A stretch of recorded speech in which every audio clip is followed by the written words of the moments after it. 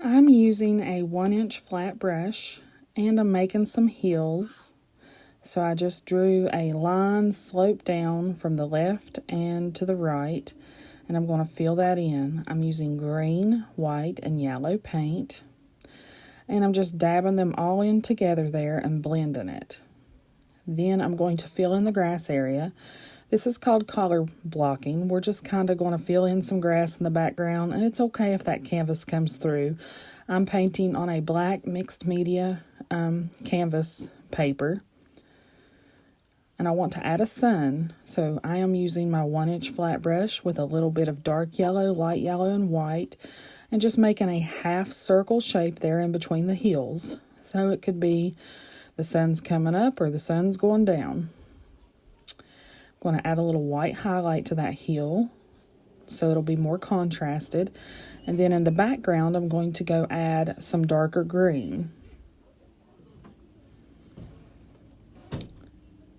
And you like to mix acrylic paint when it's still kind of damp.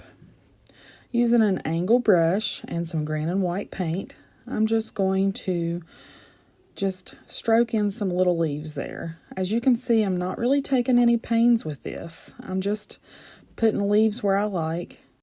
Once I'm happy with where all of my leaves are, I'm going to use a round brush and some green and white paint and draw my stem coming up from the center of my leaves and fill in some grass in the background areas. Now I'm painting the center of my daisies. I'm going to do a few half circles and some full circles.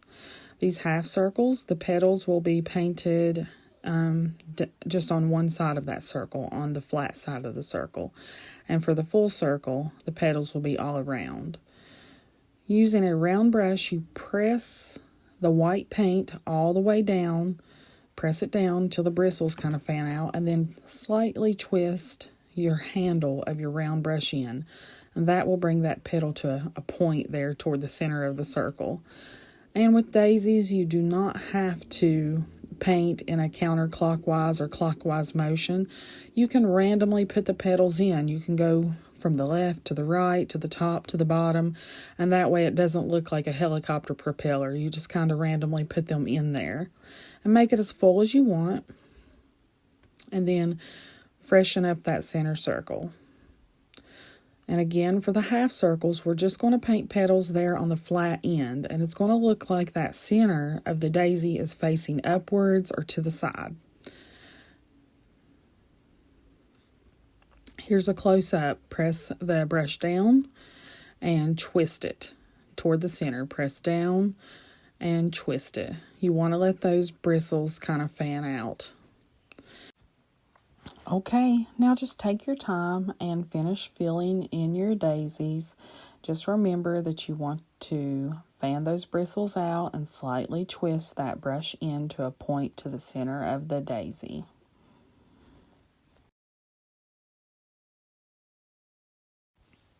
You now want to fill in each center black. If your centers aren't dry, use a blow dryer to dry the centers. I did not get mine dry enough, so I had to go back and dry them and freshen them up again.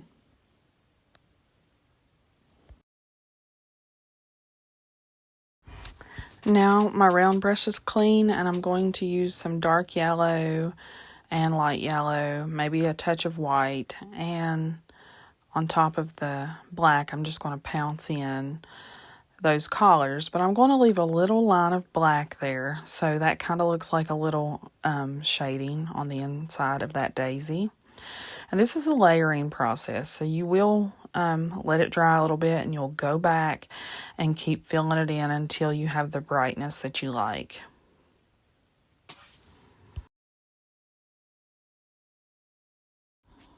Now, using a clean round brush and some green, white, and yellow paint, I'm just going to brighten up the grass and add a few more grass pieces up front.